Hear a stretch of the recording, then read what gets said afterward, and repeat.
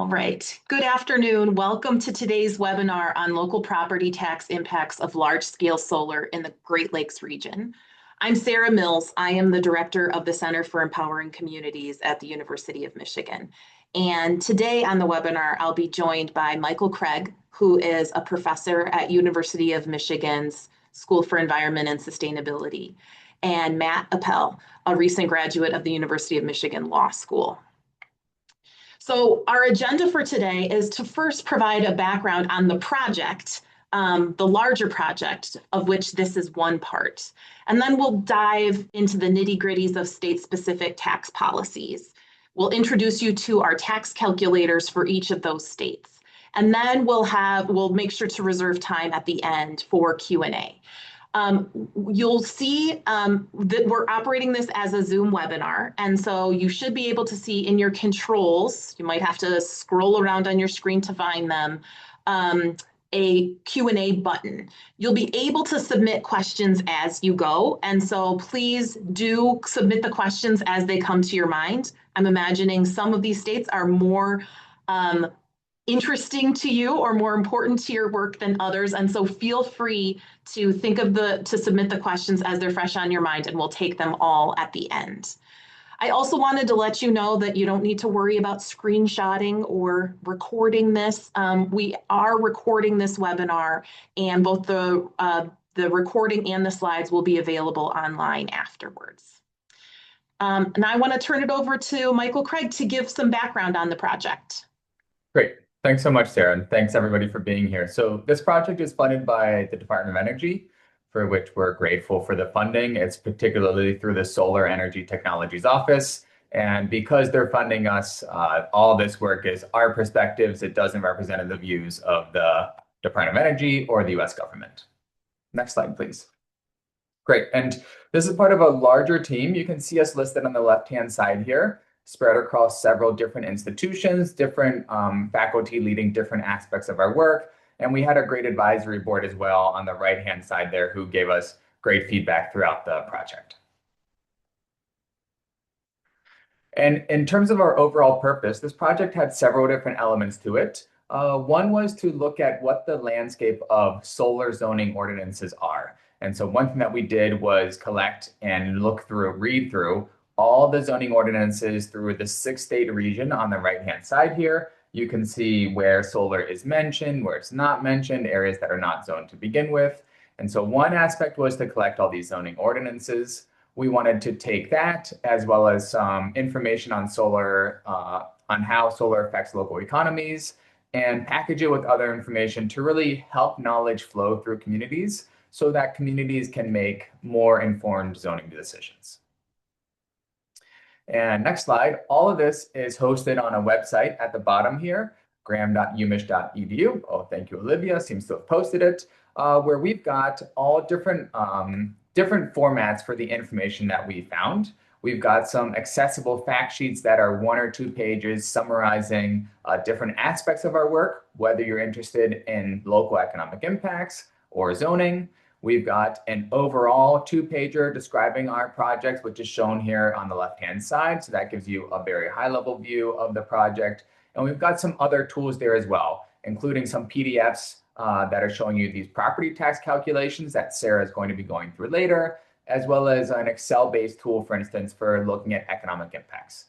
So if you're interested in any of these topics, please look at that website. It's got great material tailored for all of you. And if there's anything missing there or you're struggling with some of the materials, please let us know.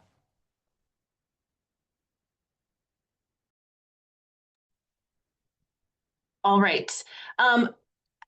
It's my job now. Within this project, I was tasked with helping to sort out how property taxes work in each of these states, to feed that information to Michael's team to put with information about availability of solar resources. But what we found is that the information associated with property taxation is quite disperse, and it's really complicated, and it really varies from state to state. And so our approach here, I think, is unique. and in 3 different ways. The first thing that we took in coming up with our property tax calculations is figuring out what the net benefits are. So not just talking about the property taxes or the revenues that are paid by the developer of a solar farm, but comparing them or to effectively what was on that piece of property beforehand. So in some states, that means that you subtract out the agricultural property taxes. In other states, you add them on top. And so you'll see from state to state, it's very different. And what we really tried to do in this is show what the net benefits are. So what additional revenue might solar provide to that community? The second way that this work is unique is that we really dug deeply into which units benefit. So in some states, schools benefit as a result of solar development. In other states, they don't. In some places, libraries or fire department districts benefit. There's a difference in terms of from state to state, whether counties benefit or townships benefit. Sometimes there are state taxes that are paid locally, but they are actually given to the state. And so what we did was want to make really clear the taxes that are paid, what kind of units, what kind of services are they going towards? And in order to do that, we collected very detailed sub-county data. So within a county, you might have different townships or different special assessment districts. And our calculators allow you to understand at a really granular level, if a solar project comes into the community, which types of units benefit. The other thing that is unique about this, or that this data set allows us to do, is to look at how these property tax revenues that accrue from solar development change over time. So in some states, you'll see the property tax revenues that are paid go down over time as the solar equipment depreciates. In other states, they might be escalating based on inflation. In other states, it stays pretty steady. And so that's one of the things that while today we're really focused on the snapshot in time, what happens in year 1, the calculators allow you to see what is happening kind of over the lifetime of that project. And so without further ado, I'm going to dig into the state-by-state policies and calculators and have you look out for those 3 elements effectively. What are the net benefits? Which units of government benefit, and how does that change over time? And we're roughly going to go clockwise around the Great Lakes, starting in the northwest corner with Minnesota. So in Minnesota, to calculate the net economic property tax benefits associated with a solar project, there are 2 components of this. So the first part is taking the net of the land tax. So we're assuming for a solar project, and this is true in all of these states, that there's 700, that the solar project would take, we're assuming a 100 megawatt project on 700 acres of land. So roughly 7 acres of land per megawatt of solar. And in Minnesota, that land classification changes from an agricultural classification to a commercial industrial utility classification. And what that means monetarily is about a doubling of the land taxes that are paid to the local units. The other element of property taxation or of solar energy taxation in Minnesota that stays at the local level is a production tax. So the production tax is $1.20 per megawatt hour of energy that's generated. And that money goes, 80% of it goes to the county in which the solar project is located, and 20% goes to the township. So what does this look like in a real life example? Again, here is that 100 megawatt project that will be consistent over all the examples that we're showing you today. And this one is we selected a township in a county that was kind of middle of the road in terms of what revenues might be expected. So this is in Grand Prairie Township in Nobles County, which is, I think, the southwestern corner of Minnesota. So first, here in the middle, this is the net, the land property tax. Again, because the land is now classified as commercial or industrial or utility rather than agriculture, the revenues increase to the county, the township, and the school district to the tune of about $400,000 in the first year. The production tax revenue, again, that revenue just goes to the county and township, and you can see 80% to the county here, 20% to the township is about $230,000. So across all of these units in the first year, the local community might expect to see $635,000 of tax revenue, and it's spread between these different taxing entities. The county gets quite more than half of that amount, but the township and school districts also see substantial increases. Now, this is specific to Grand Prairie Township and Nobles County. And the reason that we say that is that what revenue might be possible or what revenue might be expected in other communities depends on a couple of things in Minnesota. One is on the capacity factor. So that is how much electricity you're expecting to generate. And that is a function of kind of how sunny it is, in my words, sunniness, but also kind of grid congestion, how often those solar projects are able to sell their power onto the grid. The other thing that would change this calculation is land market value. So because that is underlying kind of the land property taxes. And so in some places, land values are higher. And so this difference would come out, you would see higher revenues in places where the land market value is higher. And also there are some differences in terms of local tax rates and disparity or differences within a county about how ag is taxed versus the tax rate associated with this commercial, industrial, and utility land values. If you're not in Nobles County or the town of Grand Prairie, Minnesota, but you are in Minnesota and want to calculate this, online we have this calculator that allows you to input in here what county you're in, and it's going to pull in those values about capacity factor and property tax,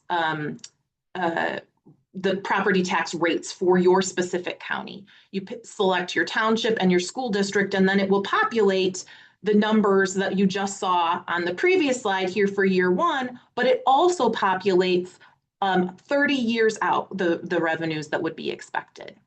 And what you'll see, it's small, so maybe you can't see it too well, but if you go onto the calculator, you can see is that in Minnesota, the revenues are relatively stable over time. So there may be a small capacity factor decrease over time as the solar panels age, very small, but there's also a land market value, we would anticipate a land market value increase that kind of cancels each other out. And so these revenues here are slightly increasing, and in part it's because we assume that there's a yearly inflation over time that's accounting for that.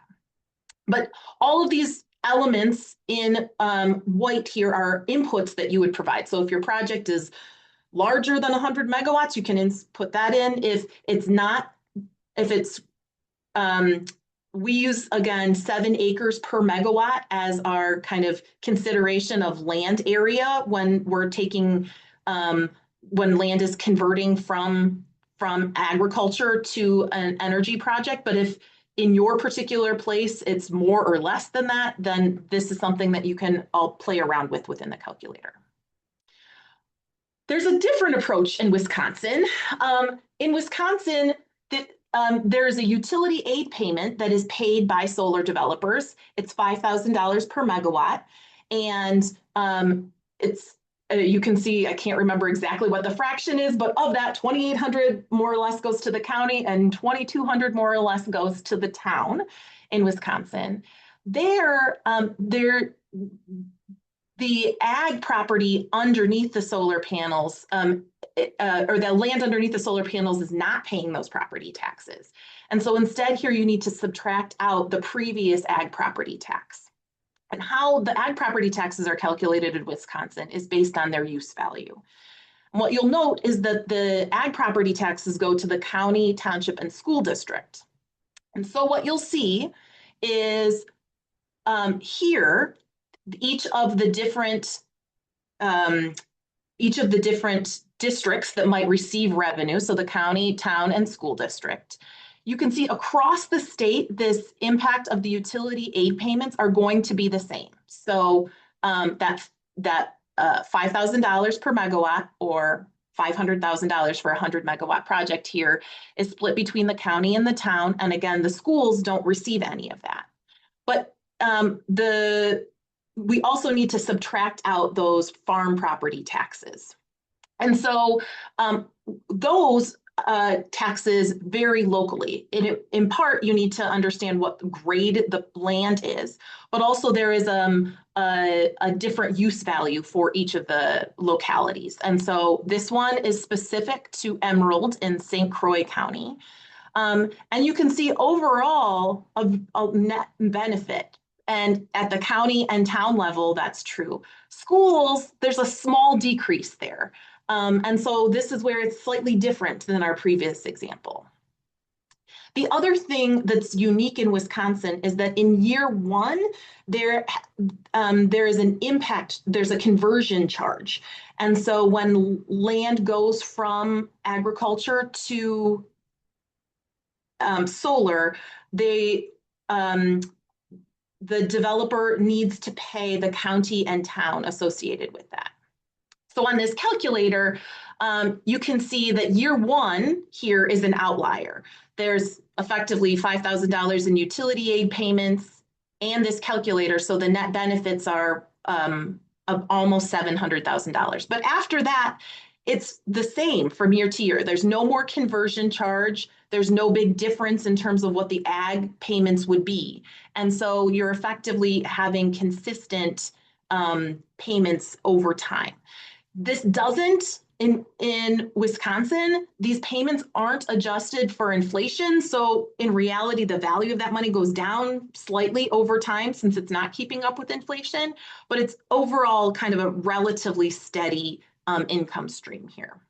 And the online calculator allows you to input, again, your county and township so that you can factor in kind of what those conversion charges are. And you can play around with the different grade of ag land because that impacts effectively what those conversion charges and what the underlying previous land property taxes would be. With Illinois, in some ways, is similar to Wisconsin in that you're taking the new solar property taxes and subtracting out the previous farmland property taxes. But it's accomplished a little bit differently. So in Illinois, there is a per megawatt valuation that's straight across the state of $218,000 per megawatt for solar. So that's what they assume a new solar project is worth. But they set this number in 2018. And one of the first things that you need to do is trend this for inflation. So part of the calculation includes increasing that year over year to keep up with inflation. But then you need to depreciate it based on how long those solar panels have been in service. And that depreciates, they're assuming a depreciation over 25 years, but there's a floor. Once you effectively have depreciated 70%, so you're down to kind of 30% of the initial value, the property taxes stay the same over time for solar. For the previous farmland property taxes, in Illinois, this is based on soil productivity. And so this is one of the things that varies from place to place. Here is our example from Illinois. You can see here these solar property tax payments going to the county, township, and school district, and then all other special units. So that might include fire departments, it might include library districts, but we've kind of grouped them all together here. But again, you have to subtract out those previous farmland tax payments, which is similar to the methodology in Wisconsin, but because it's from those same units of government, all of the different units in Illinois see a net increase as a result of solar development here. How much, like what that number is at the end of the day, really depends on two key things. Because this solar property tax payment methodology is the same across the state, that's not variable in terms of the valuation. But what is variable is the local tax rate. So once you have the valuation of what you should be charging for this new solar project, you need to think about you need to be able to calculate what are the local tax rates for the county, township, school district, and those other units. Similarly, in order to figure out the farmland tax payments, you need to know what the soil productivity is of the land under the solar panel. And so that's one of the things that the calculator can help you do. I am going to hand the reins over to Matt now to talk about the next two states in our tour. Sure. Thank you, Sarah. Thanks everyone for being here today. So I'm going to talk now about Michigan and Ohio, two states that differ slightly from the states we've already discussed in that both of them have two pretty unique tracks in terms of how solar and wind projects are subject to property taxes. Starting out with Michigan and starting out really with kind of the ad valorem, or you can think of as kind of the default approach for property taxation. So, in other words, if there are no special circumstances in Michigan, the way that a wind or solar project is taxed, it has three unique components. The first is industrial personal property tax. And so, in this context, what that really refers to is taxes on components of the project that are, quote, before the inverter. What does that mean in practice? It can include things like wind turbines, solar panels. Think about equipment that's kind of directly attached to those things like cables, for example. That's considered before the inverter. That encompasses typically most of the value of a particular project. In the example that I'll go over in a bit, we assume, for example, that 90% of the value of a project is before the inverter. The components that are after the inverter, which includes things like substations, transmission lines in some cases, those are actually subject to a different tax known as the utility personal property tax. And the reason this is important to a significant extent is that for industrial personal property tax, they pay the county, the town, as well as the school districts. But a big difference is that for industrial personal property, or I'll refer to it going forward as IPP, they do not pay a school district's operating millage, which typically in Michigan is worth 18 mills. They also don't pay the state education tax, which is 6 mills. However, as kind of was discussed at the beginning, our work focuses on the effects at the local level. So our calculator for Michigan actually does not incorporate this state education tax because that all goes to the state level.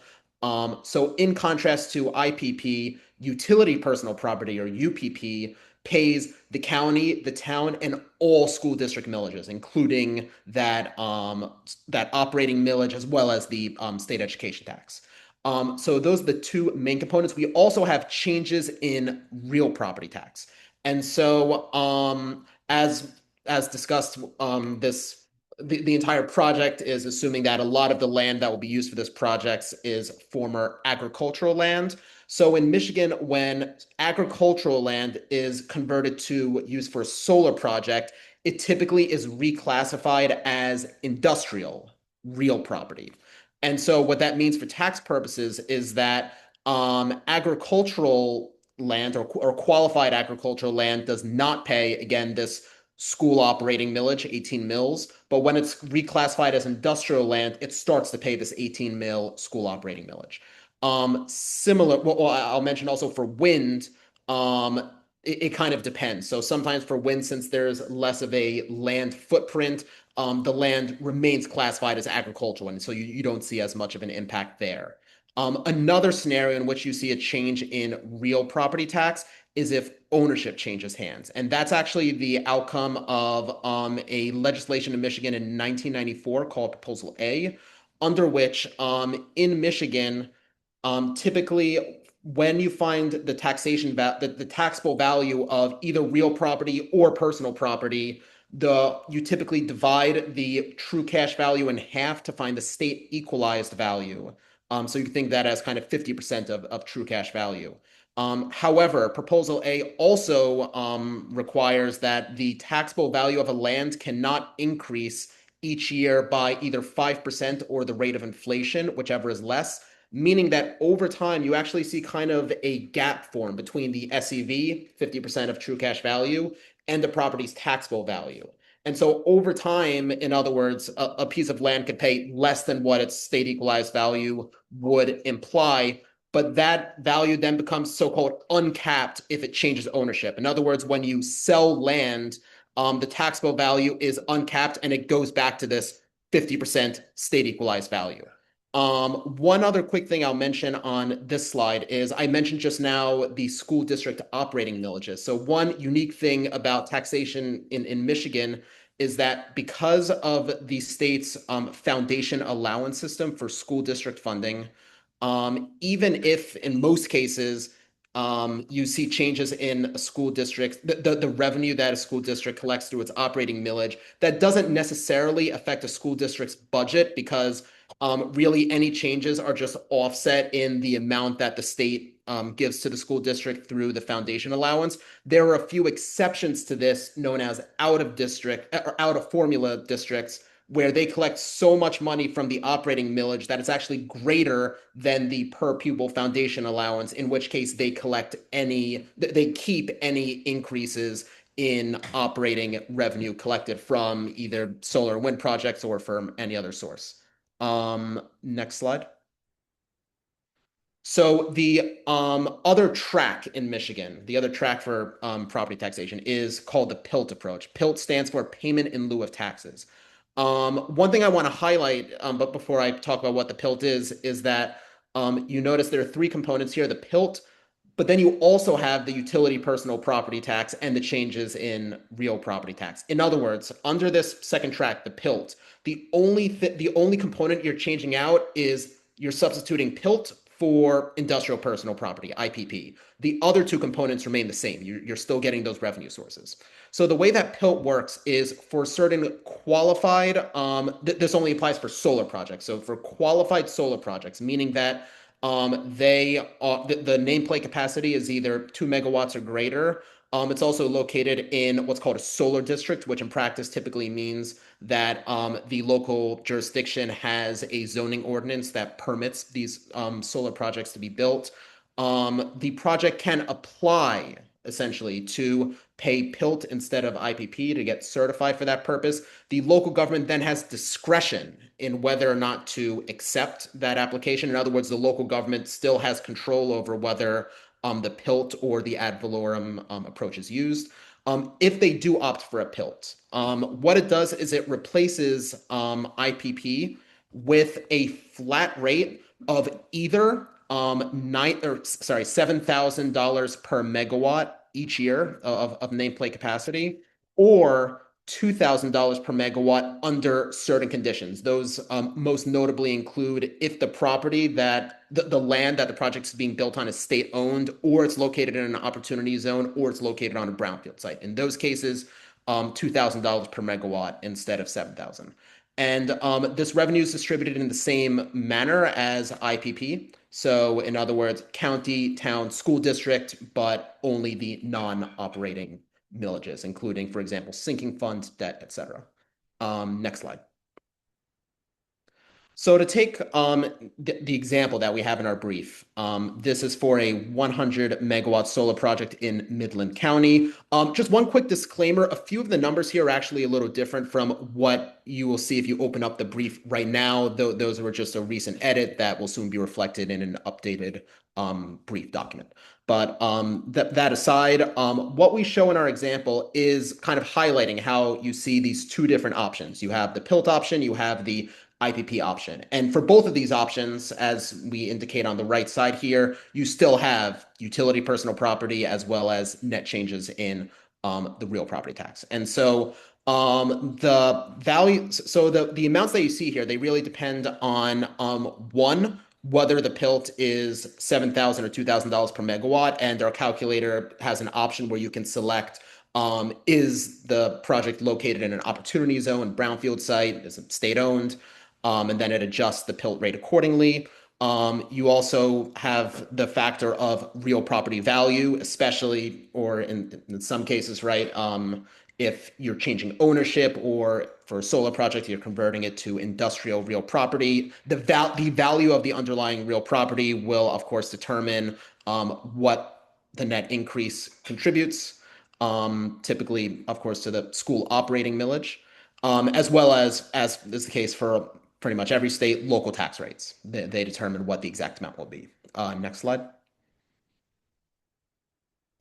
And so for the calculator, again, what it allows you to do is you can choose where the project to be located, nameplate capacity, important for PILT purposes, as well as the original costs of site improvements before and after the inverter for IPP and UPP purposes.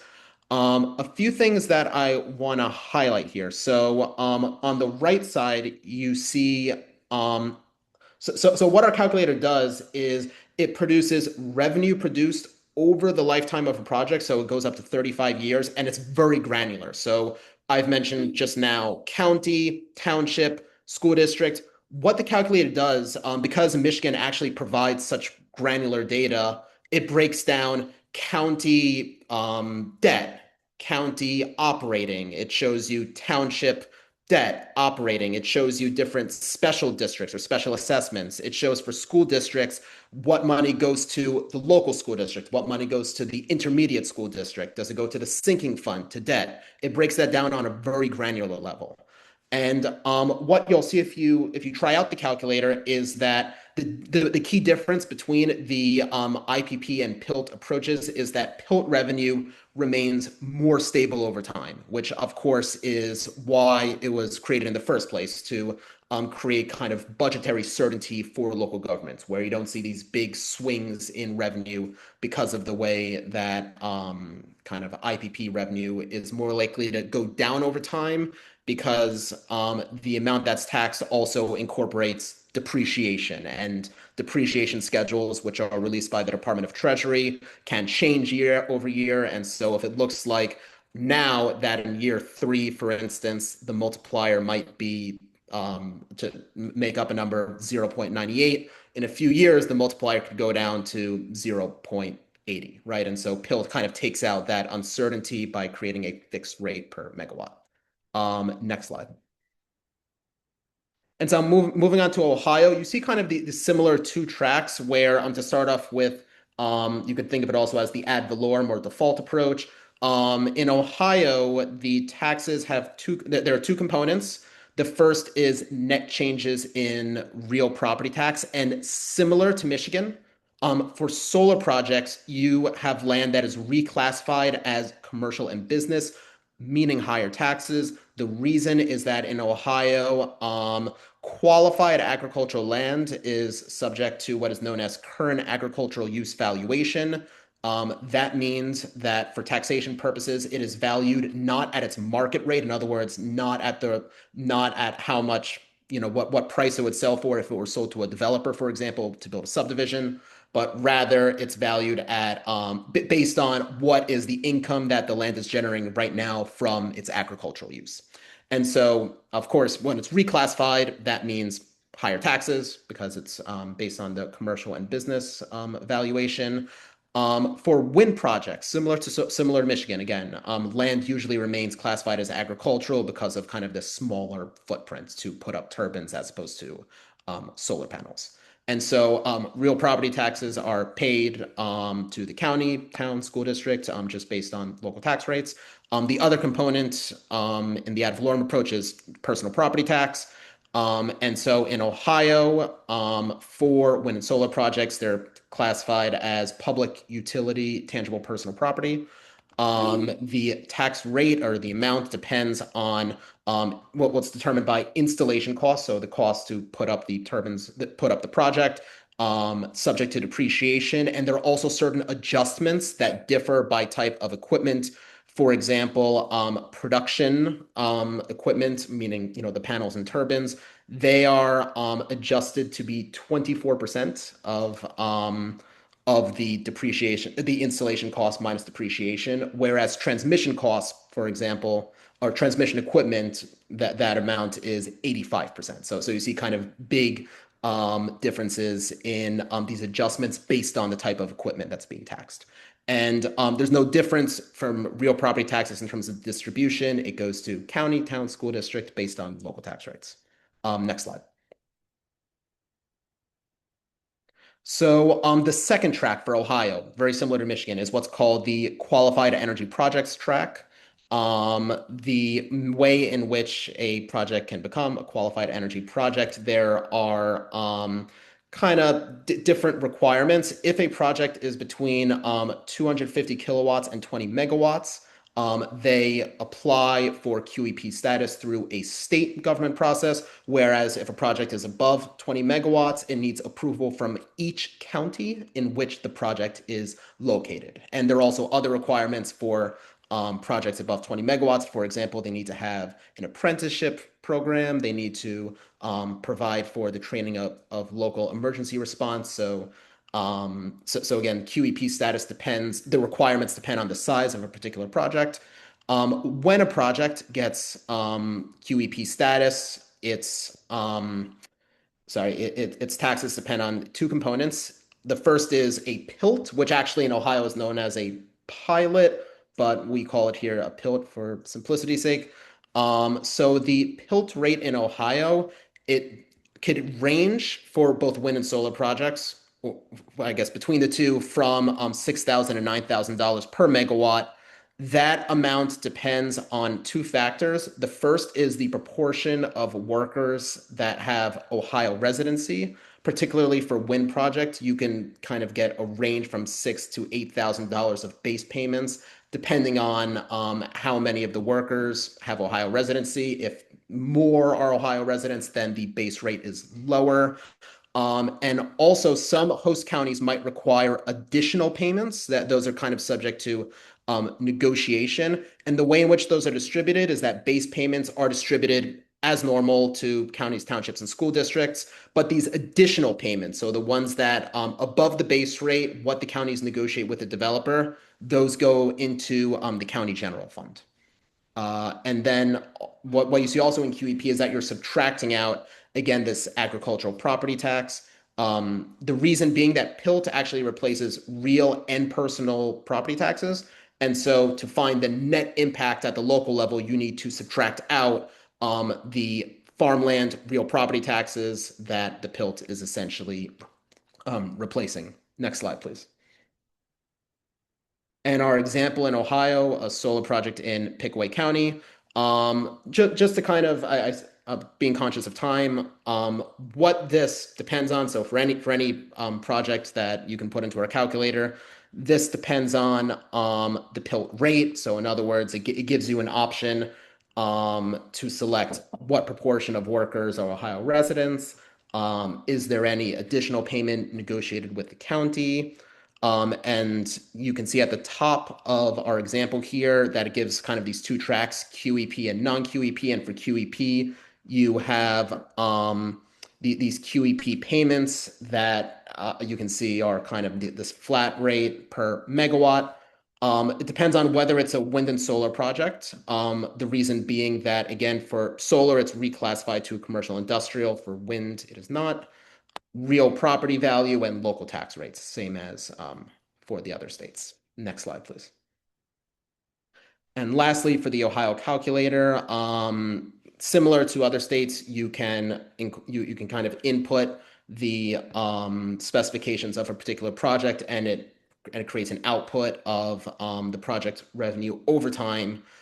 Similar to what I mentioned from Michigan, the QEP payments remain stable over time, both at the unit level and at the macro level, which is why some local governments might prefer that, but others might not. And what the benefit of the calculator is it's a way to kind of visualize the differences in revenue over time and in kind of the stability of that revenue between the QEP or the PILT approach and the traditional ad valorem approach. And so with that, I'll hand it back to Sarah. Thanks, Matt. I am going to take us to our sixth state, which is Indiana. But before I do, please keep the questions and coming in. Once we're done with Indiana, we'll open it up for Q&A. And so thanks for those who have already added in questions. Others, please use the Q&A box. Okay, so Indiana, we have a lovely brief that we developed, and Indiana, as you'll see in a minute, is particularly complicated. And of course, we are not in a static situation. There was a major tax overhaul in April and May of this year. These are now Public Laws 68 and 230. And so it didn't just change taxation for solar, it changed it whole scale for lots of things. So the brief is still online.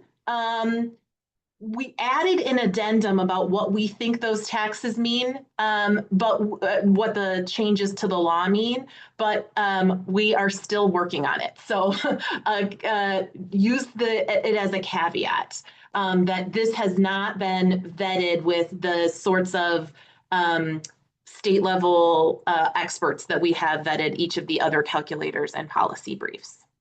And we have some nice red, don't use me language on the calculators.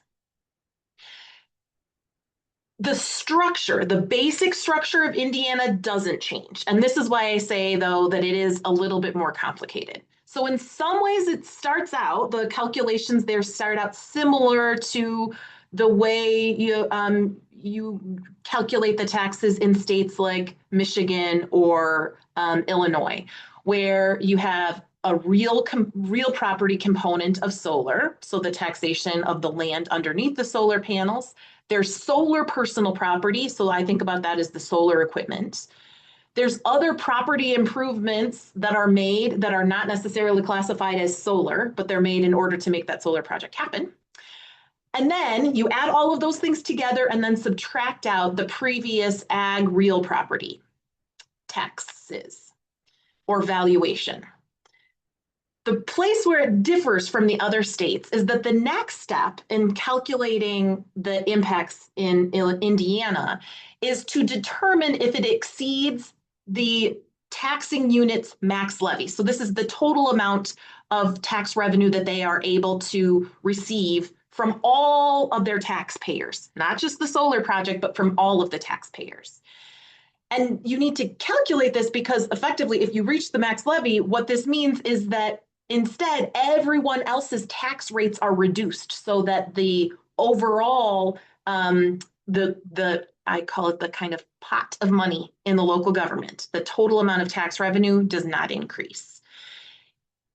If you're underneath the max levy, or it had been that if you are under the max levy, then the solar project would contribute taxes to maybe bring you closer to your max levy.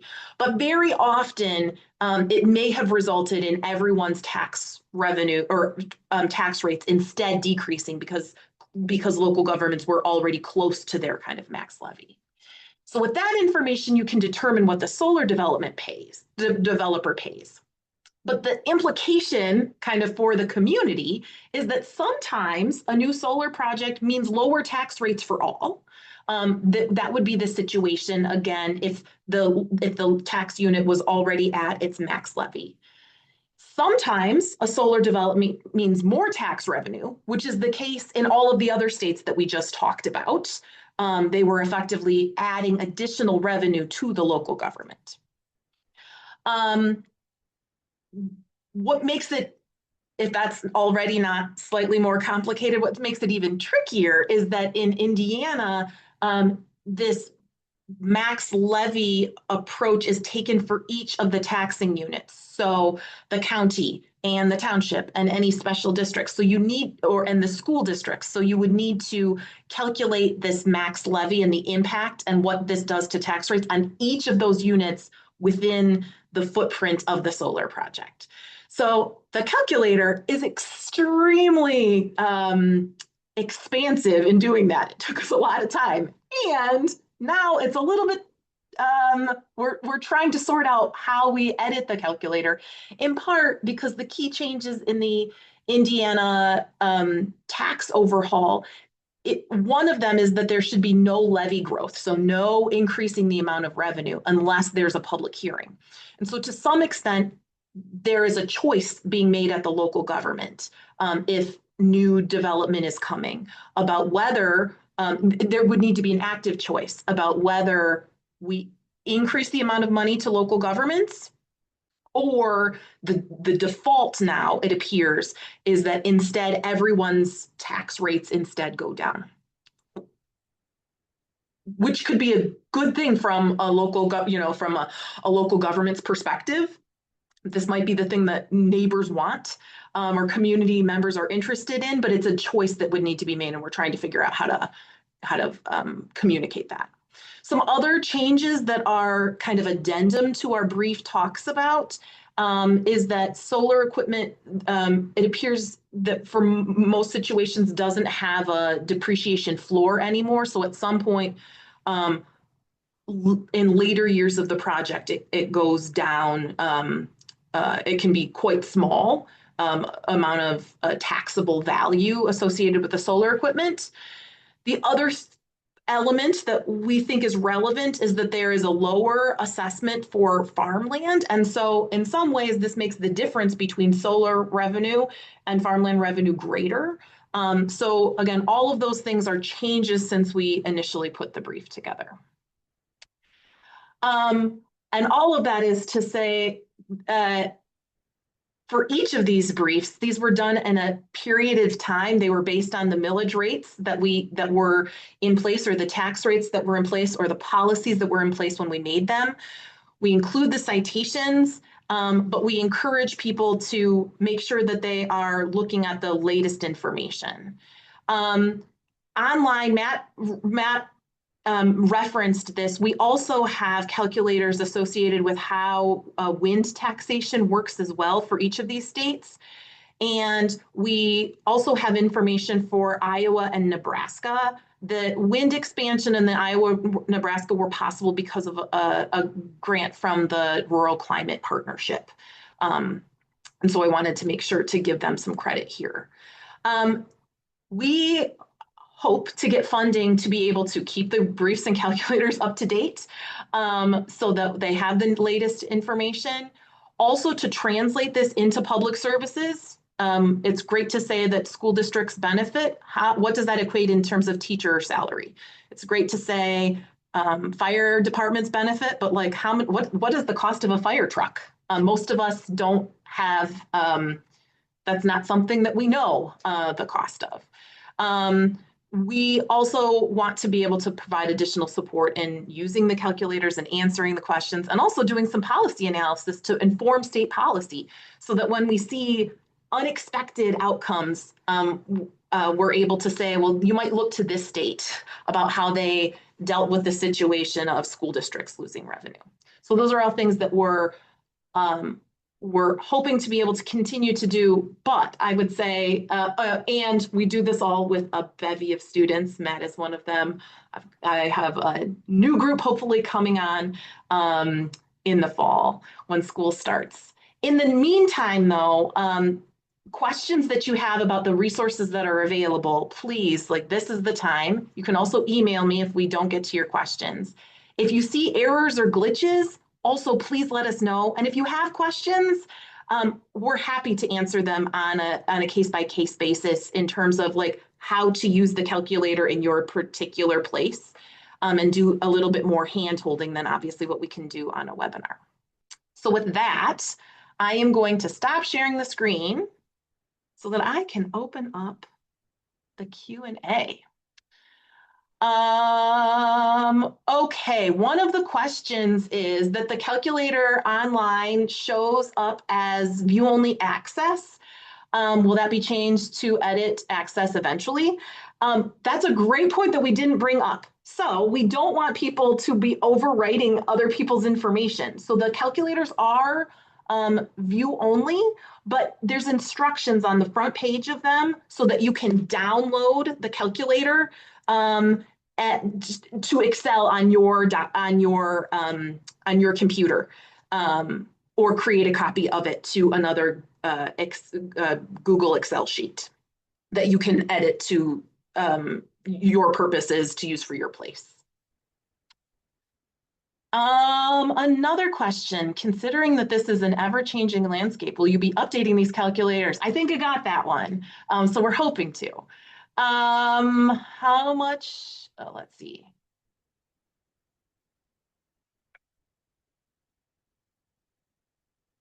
Oh, how much effort would it take to build on these analyses and calculators to move to additional states? Well, I would say that there's a lot. Once you start digging, you realize like there are a lot of unique situations in each of these places. And so it takes some time to come up to speed. We have been talking to what I call property tax enthusiasts across the country to who might know their state really well, even if they don't know solar very well, to figure out how we can more efficiently get this information translated on a state by state basis. And so I think that what it really takes is people who are following a particular state. But if you're interested in that, follow up with me because I can kind of fill you in on some of the places where I know this might be happening. One question is, how does this revenue compare to tax revenues from oil and gas or other energy development? And that's a great question. That's not something that we were able to tackle in this project, but is something that a group of former students that I had that was working with Resources for the Future looked into in depth in, I don't know, maybe it's 120 some counties in the country with both oil and gas revenue and renewable energy revenue, kind of making some comparisons. The punchline is it varies, and that generally speaking, if you think about property tax revenue per acre, so the density of the investment per acre, it tends to be lower for renewable energy than some of those other fossil fuel sources.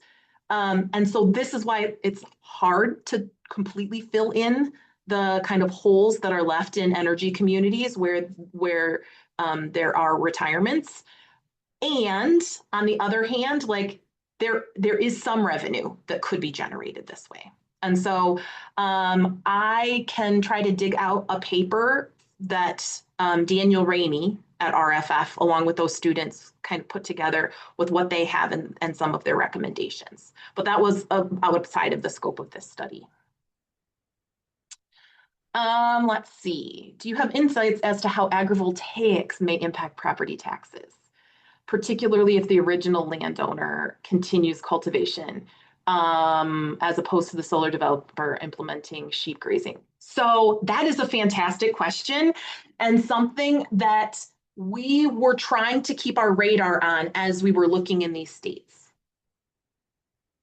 My sense is that these states do, at least at the snapshot in time when we did this, did not take into account the idea that a site in agrivoltaic generation might be equally energy and agriculture. And so most of the guidance effectively says the underlying land, for example, would switch from agricultural to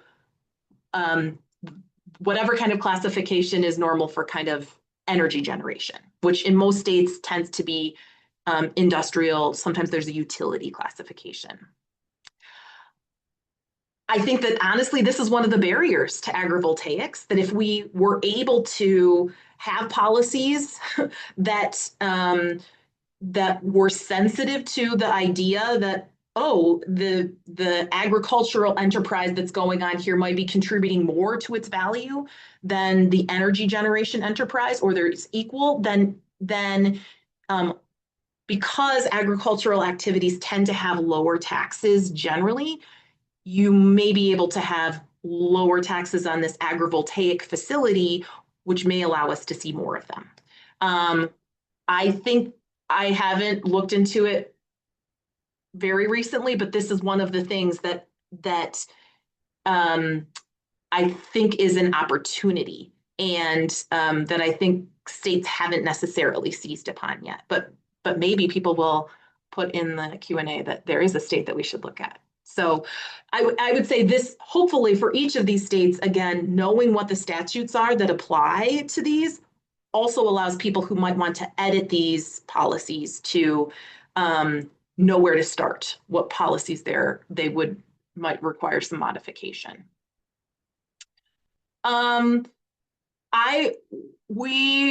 In the last couple of minutes, I'm going to keep answering the questions that have come in, but I also want, hopefully, to launch a poll that you can give us feedback on what was helpful. And so you can both multitask, listen to the answer, and please answer the questions, and so that we can see what you found useful or didn't find useful, or what would make this better. Okay. Is there any of the in any of these states, the next question is, in any of the states, is there a risk that a neighboring property owner not participating in a project would see their own tax bills increase?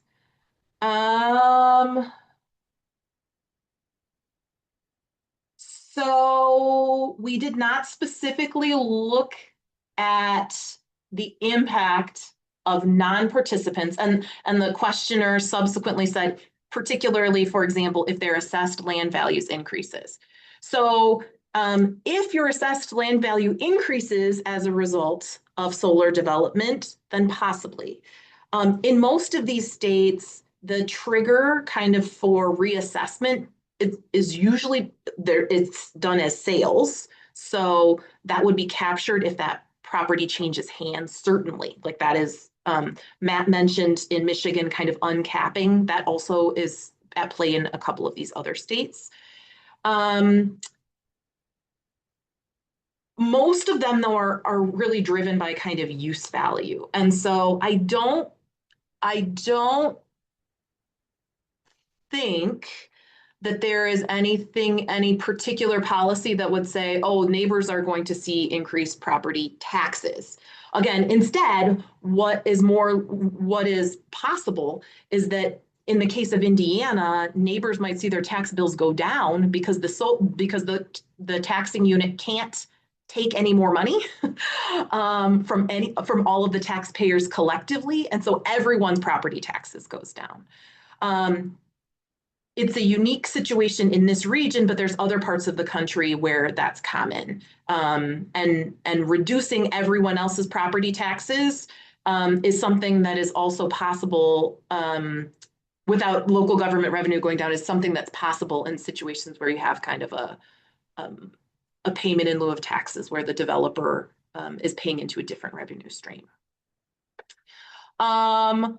Finally, I would say a question that you might be asking yourself is, how do you suggest communities use this information? Really, I want to go back to how Michael started this. The entire genesis of this is to understand where do the revenues go associated with this, and give local governments good information so that they can both put this in the context, how this new revenue source might impact what percentage, how much of an increase would this be for the school district or not. And importantly, hopeful that they can plan for this revenue use, and that they can have a community conversation about if a solar project is coming to town, how might that revenue best be put to use. Also, very often in this space, big numbers are thrown around, and you can see the numbers that we show. There's a lot of investment in a large solar project, and trying to understand kind of which units of government get that money is one of the things that we had hoped that this would help inform local decision making. We are at the hour mark. I want to thank you for completing the survey and for joining us today. please don't hesitate to reach out if you have any questions, if you see any glitches on any of the resources that we provided. And we would love to hear your feedback. So thank you.